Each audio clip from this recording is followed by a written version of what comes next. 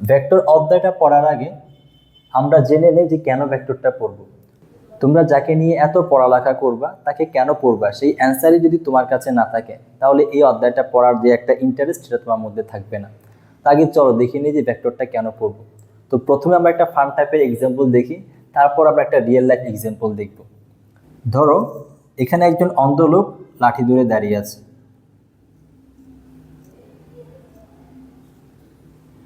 আর এই লোকটা থেকে 10 মিটার দূরে সামনের দিকে ওর বাসা, আর এই লোকটার ঠিক 10 মিটার দূরে পিছনের দিকে মৃত্যুর কুয়া, ডেথ ওয়েল।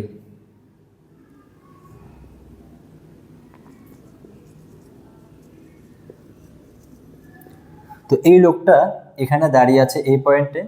তো 10 মিটার সামনে ওর বাসা আর 10 মিটার দূরে হচ্ছে মৃত্যুর কুয়া, যেখানে পড়লে তোমরা জানো কি হবে।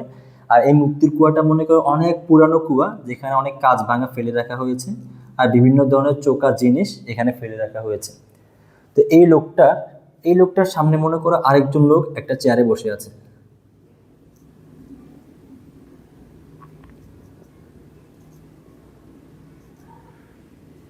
তো এই অন্ধ লোকটা এই লোকটাকে জিজ্ঞেস করলো যে ভাই আমার বাসাটা কোথায়, আমাকে একটু বলে দেন, আমার বাসা কতটুকু দূরত্বে। এই লোকটা বলল যে আপনার বাসা 10 মিটার দূরত্বে। তো এই অন্ধ লোকটা কি করলো, এদিকে 10 মিটার না গিয়ে এদিকে 10 মিটার যাওয়া শুরু করলো। নতুন নতুন অন্ধ তো তো ওনার এত এক্সপিরিয়েন্স নাই, যেহেতু নতুন নতুন অন্ধ হয়েছে। তো ওনার ধারণা নাই যে উনি কোন দিকে বাসা, তো উনি জানে না ওনার বাসাটা কোথায়, সেজন্য উনি ওনাকে জিজ্ঞেস করলো যে আপনার বাসা কোথায়। তোমরা জানো যারা অন্ধ লোক তাদের অনেক ক্যাপাসিটি থাকে, কারণ আল্লাহ একটা জিনিস কমিয়ে দিলে তার অন্য আরেকটা সেন্স অনেক বেশি স্ট্রং করে দেয়। তো লোকটা যেহেতু নতুন অন্ধ, অতটা এখনো এক্সপার্ট হয় নাই। তো এই লোকটাকে জিজ্ঞেস করলো যে এই যে বসে আছে এই লোকটাকে জিজ্ঞেস করলো যে ওনার বাসা কোথায়, আর উনি বললো আপনার বাসা 10 মিটার দূরে। তো উনি কি করলো, এদিকে না গিয়ে এদিকে 10 মিটার যাওয়া শুরু করলো। এদিকে 10 মিটার যাওয়ার পর বাকিটা তোমরা জানো, বাকি ইতিহাস কি হবে। তো উনি তো আর বাসায় গিয়ে পৌঁছাবে না, উনি এমন বাসায় গিয়ে পৌঁছাবে যে বাসা থেকে আর ফিরে আসতে পারবে না। তো একটা জিনিস চিন্তা করে দেখো, যদি এই লোকটার ভেক্টর সম্পর্কে ধারণা থাকতো, যে এই অন্ধ লোকটা যদি ভেক্টর সম্পর্কে ধারণা থাকতো, এই বসা লোকটা যখনই বলেছে আপনি 10 মিটার দূরত্বে যান আপনার বাসা পেয়ে যাবেন, তাহলে এই লোকটা জিজ্ঞেস করতো যে ভাই আমার বাসাটা কোন দিকে 10 মিটার দূরে, আমার বাসা কি পিছনের দিকে 10 মিটার দূরে নাকি সামনের দিকে 10 মিটার দূরে। অথবা এই যে বসা লোকটার যদি ভেক্টর সম্পর্কে নলেজ থাকতো, উনি মান বলার পাশাপাশি দিকটাও বলে দিত, উনি বলে দিত যে আপনি সামনের দিকে 10 মিটার যান। যেহেতু দুজনের কারোরই ভেক্টর সম্পর্কে নলেজ নাই, সেজন্য ওরা দিকের কথা মাথায় আনে নেই, যার ফলে কি হয়েছে, এই লোকটা যেতে চেয়েছিল বাসায় আর এমন বাসায় গেছে যেখান থেকে আর কখনো ফেরা সম্ভব না। তো দেখো সিম্পল একটা ভেক্টর সম্পর্কে নলেজ না থাকার কারণে আজকে ওনার কি অবস্থা, কোথায় বাসা আর কোথায় কোন বাসা। তো এটা তো একটা ফান টাইপের এক্সাম্পল ছিল। তো চলো আমরা একটা রিয়েল লাইফ এক্সাম্পল দেখি। তোমরা মোটামুটি সবাই ব্রিজ দেখেছো। তো ব্রিজ তৈরি করার সময় অনেকগুলো প্যারামিটারের কথা মাথায় রাখতে হয়, তার মধ্যে অন্যতম প্যারামিটার হচ্ছে ফোর্স। যদি তোমার ফোর্স সম্পর্কে নলেজ না থাকে তাহলে তুমি একটা ব্রিজ তৈরি করতে পারবা না। আর ফোর্স সম্পর্কে নলেজ থাকতে হলে তোমাকে অবশ্যই ভেক্টর সম্পর্কে নলেজ থাকতে হবে, কারণ ফোর্স হচ্ছে একটা ভেক্টর রাশি। একটা ঝুলন্ত ব্রিজের কথা চিন্তা করো। ধরো এটা হচ্ছে একটা ঝুলন্ত ব্রিজ। এই ব্রিজটা তৈরি করার সময় এখানে কতগুলো রশি দিয়ে তুমি এদিকে টান দিবে, এখানে রশি দিয়ে তুমি এদিকে টান দিবে। এখন রশিগুলো তুমি কি সমান্তরালে রাখবে নাকি একটা অ্যাঙ্গেল করে রাখবে, তুমি রশিগুলো কিভাবে টানা দিলে এই ব্রিজটা বেশি স্টেবল থাকবে। এখন তোমার যদি বল সম্পর্কে নলেজ না থাকে তুমি কি এই রশিগুলো সঠিকভাবে লাগাতে পারবে। তো যদি সঠিকভাবে তুমি লাগাতে না পারো তাহলে তুমি একটা স্টেবল ব্রিজ তৈরি করতে পারবা না। তাহলে যদি বল সম্পর্কে বা ভেক্টর সম্পর্কে তোমার নলেজ না থাকে একটা ব্রিজ তোমার কাছে তৈরি করা পসিবল না। আবার ধরো যে এখন চাঁদে যাওয়াটা মনে করো অ্যাভেলেবল হয়ে গেছে, অর্থাৎ যে চায় সে চাঁদে যেতে পারবে। তো নাসা থেকে মনে করো তোমার ডাক পড়েছে আর তুমি একজন ইঞ্জিনিয়ার। তো নাসা থেকে তোমাকে বলা হলো যে আপনি একটা চাঁদে ব্রিজ তৈরি করেন। ধরো এটা হচ্ছে আর্থ, আপনি একটা পৃথিবীতে ব্রিজ তৈরি করেন আর একটা চাঁদে ব্রিজ তৈরি করেন, এটা হচ্ছে মুন। তো তুমি একজন ইঞ্জিনিয়ার, তো তোমার কাছে অফার এসেছে নাসা থেকে, তাও আবার যে একটা চাঁদে ব্রিজ তৈরি করতে হবে আর একটা পৃথিবীতে ব্রিজ তৈরি করতে হবে। তো আমার প্রথম কোয়েশ্চেন হচ্ছে তুমি পৃথিবীতে যেই কোয়ালিটি ব্রিজ তৈরি করবা সেম একই কোয়ালিটি ব্রিজ কি তুমি চাঁদের দেশে তৈরি করবা? তো ধরো যে পৃথিবীতে তুমি একটা ঝুলন্ত ব্রিজ তৈরি করলা, এটা হচ্ছে একটা ঝুলন্ত ব্রিজ, আর এখানে তুমি রশি দিয়ে টান দিয়ে রেখেছো। আর একই আরেকটা ব্রিজ তুমি চাঁদের দেশে তৈরি করেছো, এখানেও তুমি রশি দিয়ে টান দিয়ে রেখেছো।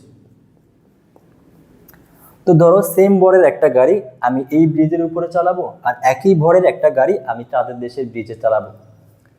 তো এখানে মনে করো একটা কার, এই কারটার ভর মনে করো 10 কেজি। আর পৃথিবীর গ্র্যাভিটি তো আমাদের জানাই আছে, পৃথিবীর গ্র্যাভিটি হচ্ছে 9.8 মিটার পার সেকেন্ড স্কোয়ার। তা আমরা জানি যে মহাবিশ্বের প্রত্যেকটা বস্তু একে অপরকে নিজের দিকে আকর্ষণ করে, আর এটাই হচ্ছে মহাকর্ষ বল। মহাকর্ষের বলের কারণে এই পৃথিবী কারটাকে নিচের দিকে টান দিবে। কত বলে টান দিবে? Fg বলে। আর Fg সমান আমরা জানি, গ্র্যাভিটেশনাল ফোর্স সমান আমরা জানি ma। m এর মান দেওয়া আছে 10, সরি mg। তো এখানে g এর মান হচ্ছে 9.8। তো গ্র্যাভিটেশনাল ফোর্স আসছে 98 নিউটন। তাহলে এই যে পৃথিবীতে যে কারটা আছে সেই কারটা এই যে ব্রিজ যেটা দেওয়া আছে সেটার মধ্যে কতটুকু বল দিবে? 98 নিউটন বল দিবে। এখন সেম কার যদি আমি এখানে ইউজ করি বা সেম কারটা যদি এখানে চালানো হয় তাহলে কি হবে? তো এখানে যদি কারটা চালানো হয়, এটা হচ্ছে কার। তো আমরা জানি যে মুনে অভিকর্ষজ ত্বরণ হচ্ছে 1.625 মিটার পার সেকেন্ড স্কোয়ার, আর কারের ভর তো 10 কেজি। তাহলে মুন এই কারটার উপর কি পরিমাণ বল প্রয়োগ করবে? তো যে বলটা প্রয়োগ করবে সেটা হচ্ছে গ্র্যাভিটেশনাল ফোর্স। আর গ্র্যাভিটেশনাল ফোর্স সমান আমরা জানি F ইকুয়াল mg। আর m এর মান হচ্ছে 10, g এর মান হচ্ছে 1.625, তাহলে অ্যান্সার আসছে 16.25 নিউটন। তাহলে চিন্তা করে দেখো যে পৃথিবীতে যে ব্রিজ সেটা ফিল করবে 78 নিউটন বল, আর চাঁদের যে ব্রিজ সেটা ফিল করবে 16.25 নিউটন। এখন আমার কথা হচ্ছে একজন ইঞ্জিনিয়ার হিসেবে, তুমি একজন ভালো মানের ইঞ্জিনিয়ার, নাসা থেকে তোমার ডাক পড়েছে, তো তুমি যেই ব্রিজ পৃথিবীতে তৈরি করেছো সেম একই কোয়ালিটি ব্রিজ কি তোমার চাঁদের দেশে তৈরি করার দরকার আছে? পৃথিবীতে তো বস্তুগুলোর ভর অনেক বেশি হয়ে থাকে, পৃথিবীতে বস্তুগুলোর ওজন অনেক বেশি হয়ে থাকে, চাঁদের দেশে তার তুলনায় অনেক কম হয়ে থাকে। এখন এই যে একটা অনেক ভালো কোয়ালিটি ব্রিজ পৃথিবীতে দরকার, কিন্তু চাঁদের দেশে কি এত ভালো কোয়ালিটি ব্রিজ দরকার? মোটামুটি তুমি চাইলে অনেকটা টাকা সেভ করতে পারো এখান থেকে। আর একজন ইঞ্জিনিয়ার হিসেবে তো তোমার এটাই করা উচিত না, যে যেখানে যে জিনিস প্রয়োজন সেখানে সেটাই ইউজ করবা। যেহেতু চাঁদের দেশে আমার জিনিসপত্রের ওয়েট কম হচ্ছে, তো এখানে মোটামুটি এর চাইতে লো কোয়ালিটি জিনিসপত্র ইউজ করলেও চলবে। তো যেহেতু নাসা থেকে ডাক পড়েছে, আশা করি তোমরা এই কথাটা মাথায় রাখবা। তো এখন দেখো, যদি তোমার ভেক্টর সম্পর্কে নলেজ না থাকে, বল সম্পর্কে নলেজ না থাকে, তাহলে তুমি আন্তাজি দুইটা ব্রিজ তৈরি করে দিবা। আর নাসা থেকে যে ডাকটা পড়েছিল সেই ডাকটা তো পজিটিভ ছিল। এই ধরনের কাজ যদি তোমার কাছে তুমি করে থাকো, যে একই মানে ব্রিজ যদি তৈরি করে থাকো, ডাক পড়া তো দূরের কথা, পজিটিভ কোয়ালিটি বাদ দিয়ে তোমার কাছে নাসা থেকে নেগেটিভ কোয়ালিটি আসবে, অর্থাৎ তোমাকে ব্যান করে দেওয়া হবে, কারণ তুমি ওদের অনেক টাকা পয়সা নষ্ট করছো, তো তোমাকে ব্যান করে দেওয়া হবে। তো আশা করি বুঝতে পেরেছো আমাদের লাইফে কেন ভেক্টর প্রয়োজন। তার অনেক রিয়েল লাইফ এক্সাম্পল আছে, এগুলো তোমরা আস্তে আস্তে দেখতে পারবা। তো এই হচ্ছে তোমাদের একটা রিয়েল লাইফ এক্সাম্পল, যে আমরা যখন ব্রিজ তৈরি করি তখন আমাদের বল সম্পর্কে অনেক বেশি নলেজ থাকতে হয়। শুধুমাত্র বল সম্পর্কেও না, যে কতটুকু রশি লাগবে, কোন দিকে সরণ দিতে হবে, সেটাও আমাদের ফোকাস রাখতে হবে। তো চলো এখন আমরা ভেক্টর সম্পর্কেই পড়ালেখা শুরু করে দিই। আশা করি এখন তো বুঝতে পেরেছো যে ভেক্টর কেন প্রয়োজন।